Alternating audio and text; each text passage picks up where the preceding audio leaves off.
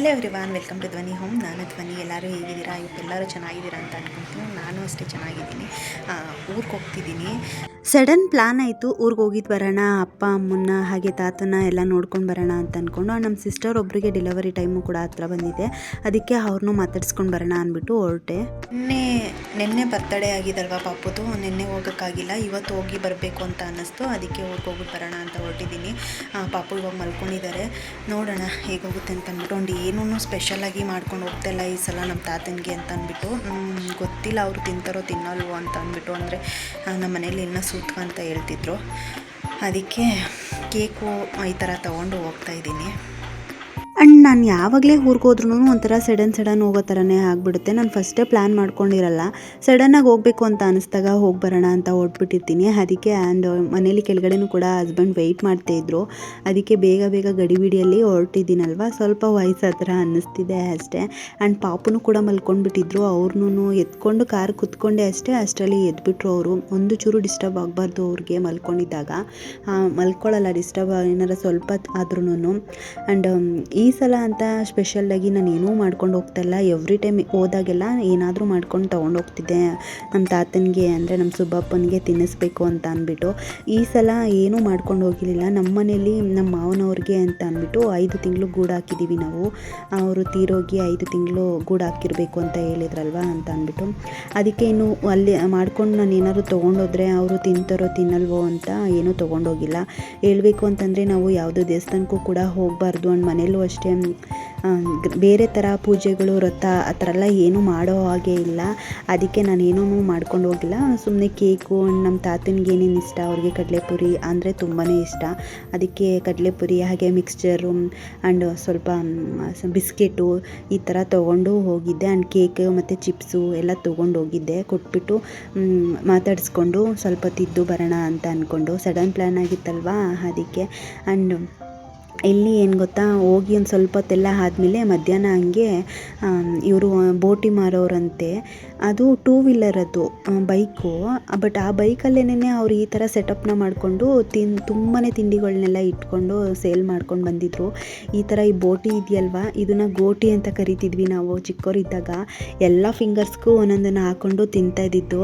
ಇವಾಗ ನಾನು ಈ ಥರ ಅಂದರೆ ಈ ಬೋಟಿ ಇದನ್ನೆಲ್ಲ ನೋಡೋದೇ ಕಡಿಮೆ ಆಗಿಬಿಟ್ಟಿದೆ. ಆ್ಯಂಡ್ ಇಲ್ಲಿ ಮಕ್ಳುಗಳೆಲ್ಲ ತೊಗೊಂಡಿದ್ರು ತಿನ್ನೋದಕ್ಕೆ ಅಂತ ಅಂದ್ಬಿಟ್ಟು. ಆವಾಗ ನನಗೆ ನೆನಪಾಯಿತು, ನಾವು ಚಿಕ್ಕವರಿದ್ದಾಗ ಈ ರೀತಿ ಹಾಕೊಂಡು ತಿಂತಿದ್ವಿ ಅಂತ ಅಲ್ಲಿರೋ ಮಕ್ಳುಗಳಿಗೆಲ್ಲ ತೋರಿಸ್ಕೊಂಡು ಮಾತಾಡ್ತಿದ್ದೆ. ಆ್ಯಂಡ್ ಪಾಪುಗೂ ಏನು ಬೋರ್ ಅನ್ನೋ ಥರ ಆಗಿಲ್ಲ, ಮನೆ ತುಂಬ ಅಲ್ಲೂ ಮಕ್ಕಳೆಲ್ಲ ಇದ್ದರು, ಎಲ್ಲರ ಜೊತೆಗೂ ಆಟ ಆಡ್ಕೊಂಡು ಅವ್ರ ಪಾಪುನೂ ಎಂಜಾಯ್ ಮಾಡ್ತಾಯಿದ್ರು. ಆ್ಯಂಡ್ ಮಧ್ಯಾಹ್ನ ಟೈಮು ಹಳ್ಳಿ ಕಡೆ ಏನು ಗೊತ್ತಾ, ಈ ಐಸ್ ಕ್ರೀಮ್ ಮಾರೋರು ಈ ಥರ ತಿಂಡಿಗಳನ್ನೆಲ್ಲ ಸೇಲ್ ಮಾಡೋರು ಎಲ್ಲ ಅವ್ರ ಕಡೆ ಬರ್ತಾನೆ ಇರ್ತಾರೆ. ಆ್ಯಂಡ್ ಐಸ್ ಕ್ರೀಮ್ ಅವರು ಕೂಡ ಬಂದಿದ್ದರು. ಆ್ಯಂಡ್ ನಾವು ಎಲ್ಲರೂ ಐಸ್ ಕ್ರೀಮ್ ತೊಗೊಂಡು ತಿಂದ್ವಿ.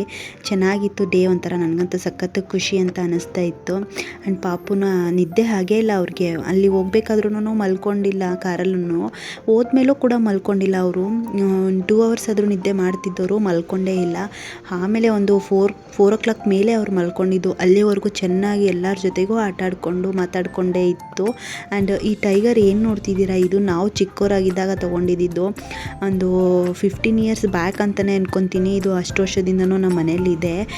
ಮರ್ತೋಯ್ತು ನನಗೆ ಎಲ್ಲಿ ತೊಗೊಂಡಿದ್ದು ಏನು ಅನ್ನೋದನ್ನ ಅಮ್ಮನ್ನ ಕೇಳಬೇಕು ಅಂತ ಅಂದ್ಕೊಂಡಿದ್ದೆ. ಬಟ್ ಅಮ್ಮ ಹಾಲು ಕರಿಯೋದಕ್ಕೆ ಅಂದ್ಬಿಟ್ಟು ಹಸು ಹತ್ರ ಹೋಗ್ಬಿಟ್ಟಿದ್ರು, ನನಗೆ ಮರ್ತೋಯ್ತು. ಬಟ್ ಪಾಪು ಎದ್ದಿದ್ದಾಗ ಅವ್ರಿಗೆ ಕೊಟ್ಟಿದ್ದೆ ಇದನ್ನು ಆಟ ಆಡೋದಕ್ಕೆ ಅಂತ ಅಂದ್ಬಿಟ್ಟು. ಒಂಥರ ಎಲ್ಲರಿಗೂ ಸರ್ಪ್ರೈಸು. ನಾನು ಕಾಲ್ ಮಾಡಿ ಇನ್ಫಾರ್ಮ್ ಮಾಡಿರಲಿಲ್ಲ, ಅಮ್ಮನಿಗೂ ಏನು ಹೇಳಿರಲಿಲ್ಲ ಬರ್ತಿದ್ದೀನಿ ಅಂತ ಅಂದ್ಬಿಟ್ಟು. ಸಡನ್ನಾಗಿ ಹೋಗಿದ್ದು. ಪಾಪು ಇಲ್ಲಿ ತಾತ ಎಲ್ಲಿ ತಾತ? ಪಾಪ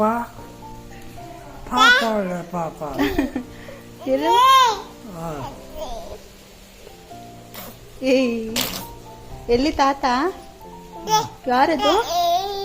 ಯಾರದು? ಅಯ್ಯೋ ಸೋಂಬಿರಯ್ಯ. ಆ್ಯಂಡ್ ಪಾಪು ಏನು ಗೊತ್ತಾ, ಎಲ್ಲರ ಜೊತೆಗೂ ಹೊಂದ್ಕೊಂಡು ಖುಷಿಯಾಗಿರ್ತಾರೆ. ಅಲ್ಲೂ ಅಷ್ಟೇ ಖುಷಿಯಾಗಿದ್ದರು. ಆ್ಯಂಡ್ ಅಪ್ಪ ಅಮ್ಮನಿಗೆ ಹೆಲ್ಪ್ ಮಾಡಿಕೊಡ್ತಿದ್ರು, ವಡೆ ಮಾಡ್ತೀನಿ ಅಂತ ಹೇಳಿದರು ಅಮ್ಮ. ಒಬ್ಬರೇ ಮಾಡೋದಕ್ಕೆ ಲೇಟ್ ಆಗುತ್ತೆ, ಆ್ಯಂಡ್ ಅವರು ಹಾಲು ಕರಿಯೋದಕ್ಕೆ ಎಲ್ಲದಕ್ಕೂ ಕೆಲಸ ಇರುತ್ತೆ ಅಂತ ಅಂದ್ಬಿಟ್ಟು. ಆ್ಯಂಡ್ ಯಾವಾಗಲೂ ಅಷ್ಟೇ ಅಪ್ಪ ಮನೇಲಿದ್ದರೆ ಹೆಲ್ಪ್ ಮಾಡಿಕೊಡ್ತಾರೆ. ಆ್ಯಂಡ್ ಕುಕ್ಕಿಂಗು ಬರುತ್ತೆ, ನಮ್ಮ ಅಪ್ಪನೂ ತುಂಬ ಚೆನ್ನಾಗಿ ಕುಕ್ ಮಾಡ್ತಾರೆ ನಾನ್ ವೆಜ್ ಎಲ್ಲನೂ. ಆ್ಯಂಡ್ ಅವ್ರು ಮಾಡೋ ಬೋಂಡ ಅಂತೂ ನನಗೆ ತುಂಬಾ ಇಷ್ಟ. ಆ್ಯಂಡ್ ಕೆಲವೊಬ್ಬರು ನನ್ನ ವರ್ಕ್ ಬಗ್ಗೆ ಕಮೆಂಟ್ ಮಾಡ್ತಾರೆ, ಮೀನ್ಸ್ ಕೆಲಸ ಸ್ಲೋ ಫಾಸ್ಟಾಗಿ ಮಾಡಲ್ಲ ಅಂತೆಲ್ಲ ಅಂದ್ಬಿಟ್ಟು. ನಾವು ನಿಧಾನಕ್ಕೆ ಮಾಡಿದ್ರೂ ಕೆಲಸದಲ್ಲಿ ಪರ್ಫೆಕ್ಷನ್ ನೋಡ್ತೀವಿ, ಪರ್ಫೆಕ್ಟಾಗಿರಬೇಕು ಕೆಲಸ ಅಂತ ಅಂದ್ಬಿಟ್ಟು ಈರುಳ್ಳಿನ ನಾನು ತೋರಿಸ್ದೆ ನೋಡಿ. ನಮ್ಮಪ್ಪ ಎಷ್ಟು ಪೇಷನ್ಸಿಂದ ಕುತ್ಕೊಂಡು ಅಷ್ಟು ಸಣ್ಣದಾಗಿ ಈರುಳ್ಳಿನ ಕಟ್ ಮಾಡಿಕೊಟ್ಟಿದ್ದಾರೆ. ಕೆಲವೊಬ್ಬರು ಹೇಗೆ ಬೇಕೋ ಹಾಗೆ ಕಟ್ ಮಾಡಿಬಿಟ್ಟು ಹೇಗೆ ಬೇಕೋ ಹಾಗೆ ಬೇಯಿಸ್ಕೊಂಡು ತಿಂದ್ಬಿಡ್ತಾರೆ. ಆ ಥರ ಅಲ್ಲ, ಕೆಲವೊಂದು ಕೆಲಸಗಳನ್ನೇ ಆಗಲಿ ಎಲ್ಲನೂ ಅಪ್ಪ ಅಮ್ಮನ ನೋಡೇ ನಾವು ಮಕ್ಳುಗಳು ಕಲ್ತ್ಕೊಳ್ಳೋದು. ನಮ್ಮ ಅಪ್ಪನೇ ಅಷ್ಟು ನೀಟಾಗಿ ಪೇಷನ್ಸಿಂದ ಕಟ್ ಮಾಡ್ತಿದ್ದಾರೆ ಅಂತಂದರೆ ಇನ್ನು ಅವ್ರ ಮಕ್ಕಳು ಅವ್ರನ್ನ ನೋಡಿ ಬೆಳೆದಿರೋದು ನಾವು ನಮ್ಮ ಕೆಲಸದಲ್ಲಿ ಪರ್ಫೆಕ್ಷನ್ ಇಲ್ಲದೇ ಇರುತ್ತಾ. ಆ್ಯಂಡ್ ನನಗೆ ಪರ್ಫೆಕ್ಟಾಗಿರಬೇಕು ಎಲ್ಲನೂ ಅಷ್ಟೇ. ನಿಧಾನ ಆದರೂ ಪರವಾಗಿಲ್ಲ, 5 ನಿಮಿಷ ಲೇಟಾದರೂ ಆಗಲಿ ಬಿಡಿ, ಕೆಲಸ ಕರೆಕ್ಟಾಗಿರಬೇಕು ಬಟ್ ಪರ್ಫೆಕ್ಟಾಗಿ ಆಗಿರಬೇಕು ಅಂತ ಅಂದ್ಬಿಟ್ಟು.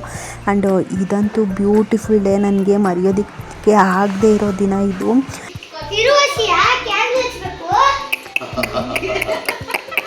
ಈ ನಗುಗೆ ಬೆಲೆನೇ ಕಟ್ಟೋಕ್ಕಾಗಲ್ಲ. ಆ್ಯಂಡ್ ಸಖತ್ತು ಖುಷಿ ಆಯಿತು ನನಗೆ, ಹೇಳೋಕ್ಕಾಗದೇ ಇರೋಷ್ಟು ಖುಷಿ. ಆ್ಯಂಡ್ ನನ್ನ ಮಗನ ಬರ್ತ್ಡೇನ ನನ್ನ ಅಪ್ಪ ಅಮ್ಮನ ಜೊತೆಗೆ ಊರಲ್ಲಿ ಹೋಗಿ ಸೆಲೆಬ್ರೇಟ್ ಮಾಡಿದ್ದು ಇನ್ನೂ ಖುಷಿ ಆಯಿತು. ಆ್ಯಂಡ್ ನನ್ನ ಮಗನ ಬರ್ತ್ಡೇನ ಈ ವರ್ಷ ನಾವು ಅಂದ್ಕೊಂಡ ರೀತಿ ಮಾಡೋಕ್ಕಾಗಿಲ್ಲ ಅನ್ನೋ ಸ್ವಲ್ಪ ಬೇಜಾರಿತ್ತು. ಬಟ್ ಅದಕ್ಕಿಂತ ಇದೇ ಜಾಸ್ತಿ ಖುಷಿ ಅಂತ ಅನ್ನಿಸ್ತು. ಈ ಖುಷಿ ಮೂಮೆಂಟ್ಸ್ಗೆ ಬೆಲೆನೇ ಕಟ್ಟೋಕ್ಕಾಗಲ್ಲ. ಆ್ಯಂಡ್ ಕೆಲವೊಂದು ಇನ್ಸಿಡೆಂಟ್ಗಳೆಲ್ಲ ಆದಾಗ ನಾನು ಎಲ್ಲರ ಪ್ರೀತಿನೂ ಕಳ್ಕೊಂಡ್ಬಿಟ್ಟಿದ್ದೆ, ಅಪ್ಪ ಅಮ್ಮನ ಪ್ರೀತಿ ಎಲ್ಲನೂ. ಈಗ ಅಗೈನ್ ನನಗೆ ಮತ್ತೆ ಸಿಗ್ತಾ ಇದೆ ಅಂತ ಅಂದಮೇಲೆ ಆ ಬೆಲೆನೇ ಕಟ್ಟೋಕ್ಕಾಗಲ್ಲ ಆ ಪ್ರೀತಿಗೆ. ಆ್ಯಂಡ್ ಈ ಸಮಯಕ್ಕೂ ಅಷ್ಟೇ ನಮ್ಮ ಅಪ್ಪನಿಗೆ ನಾನಂದರೆ ತುಂಬಾ ಇಷ್ಟ ಇತ್ತು. ಅವ್ರಿಗೆ ಹೇಳೋಕ್ಕಾಗದೇ ಇರೋಷ್ಟು ಆಸೆ ನನ್ನ ಕಂಡ್ರೆ. ಬಟ್ ಈ ಇನ್ಸಿಡೆಂಟ್ಗಳೆಲ್ಲ ಆಗಿ ಅವ್ರ ಮನಸ್ಗೂ ತುಂಬಾ ನೋವಾಗಿತ್ತು. ನಾನು ಕೂಡ ನೋವು ಕೊಟ್ಬಿಟ್ಟಿದ್ದೀನಿ. ಆ್ಯಂಡ್ ನನ್ನ ಮನಸ್ಗೂ ಅಷ್ಟೇ ನೋವಾಗಿಬಿಟ್ಟಿತ್ತು, ಅಪ್ಪ ಅಮ್ಮನೇ ನನ್ನನ್ನು ಅರ್ಥ ಮಾಡ್ಕೊಂಡಿಲ್ಲ ಅಂತೆಲ್ಲ. ಬಟ್ ಎನಿವೇ ಆಗಿದೆಲ್ಲ ಆಗಲಿ ಅಂತ ಅಂದ್ಬಿಟ್ಟು ಎಲ್ಲನೂ ಮರೆತು ನಾನು ಅಗೇನ್ ಮತ್ತೆ ಚೆನ್ನಾಗಿರೋದಕ್ಕೆ ಟ್ರೈ ಮಾಡ್ತಿದ್ದೀನಿ. ಆ್ಯಂಡ್ ಅವರು ಅಷ್ಟೇ. ಆ್ಯಂಡ್ ಸಖತ್ ಖುಷಿಯಾಯಿತು. ನಮ್ಮ ಅಪ್ಪನ ಬಗ್ಗೆ ಹೇಳೋಕ್ಕೆ ಮಾತೇ ಇಲ್ಲ. ಅವರು ತುಂಬ ಶ್ರಮಜೀವಿ ನಮ್ಮಪ್ಪ. ಅನ್ಎಜುಕೇಟೆಡ್ ಆಗಿದ್ದರೂ ಕೂಡ ಒಂದು ಚೂರು ಓದಿಲ್ಲ ಅಪ್ಪ, ಆದರೂ ನಮ್ಮನ್ನು ತುಂಬ ಮುದ್ದಾಗಿ ಸಾಕಿದ್ದಾರೆ. ಆ್ಯಂಡ್ ಯಾವುದಕ್ಕೂ ಕೊರತೆ ಇಲ್ಲದೆ ಇರೋ ರೀತಿ ಸಾಕಿದ್ರು. ಆ್ಯಂಡ್ ಅಮ್ಮನೂ ಅಷ್ಟೇ, ಅಮ್ಮ ಎಜುಕೇಟೆಡ್ ಆಗಿದ್ದರೂ ಕೂಡ ಅಮ್ಮ 2nd ಇಯರ್ ಮಾಡಿದ್ದಾರೆ. ಆದರೂ ಅಪ್ಪನ ಜೊತೆಗೆ ಅಂಡರ್ಸ್ಟ್ಯಾಂಡಿಂಗು, ಒಬ್ಬರು ಓದಿದ್ದಾರೆ ಒಬ್ಬರು ಓದಿಲ್ಲ, ಆದ್ರೂ ಇಬ್ಬರು ಬಾಂಡಿಂಗ್ ಚೆನ್ನಾಗಿದೆ. ಅವ್ರನ್ನ ನೋಡಿ ನಾವು ಕಲಿಯೋದು ತುಂಬಾ ಇದೆ. ಇವತ್ತಿನ ದಿನ ಅಂತೂ ಎಷ್ಟು ಚೆನ್ನಾಗಿತ್ತು ಅಂತ ಅಂದರೆ ಹೇಳೋಕ್ಕಾಗದೇ ಇರೋಷ್ಟು ಖುಷಿ ಆಗ್ತಿತ್ತು. ಎಲ್ಲರೂ ಇದ್ದರು, ಅಪ್ಪ ಅಮ್ಮ ಚಿಕ್ಕಪ್ಪ ಚಿಕ್ಕಮ್ಮ ತಾತ ನನ್ನ ಸಿಸ್ಟರ್ ಒಬ್ಬರು ನನ್ನ ತಮ್ಮ ಎಲ್ಲರೂ ಇದ್ದರು. ಎಲ್ಲರ ಜೊತೆಗೂ ಟೈಮ್ ಸ್ಪೆಂಡ್ ಮಾಡಿಕೊಂಡು ಆ್ಯಂಡ್ ಸಂಜೆ ಆಗ್ತಿದ್ದಂಗೆ ನಾನು ರಿಟರ್ನ್ ಬಂದುಬಿಟ್ಟೆ. ಈ ವಿಡಿಯೋ ನಿಮಗೆ ಸ್ವಲ್ಪನಾದರೂ ಇಷ್ಟ ಆಗಿದ್ರೆ ಲೈಕ್ ಮಾಡಿ. ಹಾಗೆ ನನ್ನ ಚಾನಲ್ ಏನಾರ ನಿಮ್ಗೆ ಇಷ್ಟ ಆದರೆ ಸಬ್ಸ್ಕ್ರೈಬ್ ಮಾಡಿಕೊಂಡು ಸಪೋರ್ಟ್ನ ಮಾಡಿ. ನಿಮ್ಮ ಫ್ರೆಂಡ್ ಫ್ಯಾಮಿಲಿಗೆ ವಿಡಿಯೋನ ಶೇರ್ ಮಾಡಿ. ಸಿಗೋಣ ನೆಕ್ಸ್ಟ್ ವಿಡಿಯೋದಲ್ಲಿ. Thank you for watching.